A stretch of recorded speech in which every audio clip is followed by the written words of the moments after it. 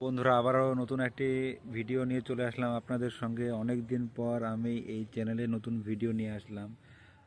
আপনারা দেখেছেন এই চ্যানেলে প্রচুর ভেজিটেবল সংক্রান্ত ভিডিও আসতো, কিন্তু কিছুদিন থেকে ভিডিও আসছিল না, কিন্তু আবারও ভিডিও আসবে। আপনারা প্লিজ চ্যানেলটি সাবস্ক্রাইব করবেন। দেখতে পাচ্ছেন আমার এই সবজি বাগানে বেগুনের গাছগুলো খুব একটা ভালো হয়নি এবছর, কারণ বেগুনে মনে হচ্ছে কোনো একটা রোগ লেগেছে। তো বেগুন ধরছে মোটামুটি, আপনারা দেখতে পাচ্ছেন। এছাড়া এগুলো মূলো গাছগুলো দেখতে পাচ্ছেন বেশ ভালোই হয়েছে। এগুলো বাঁধাকপিগুলো বেশ ভালো তরতাজা হয়ে উঠছে। আর কিছুদিন পরে এইগুলো খাওয়া যাবে, খাওয়ার উপযুক্ত হবে। এগুলো দেখতে পাচ্ছেন, এগুলো এগুলোতে আছে ধনে পাতা আছে এগুলোতে। এগুলোতে পালং আছে, প্রচুর পরিমাণে পালং আছে।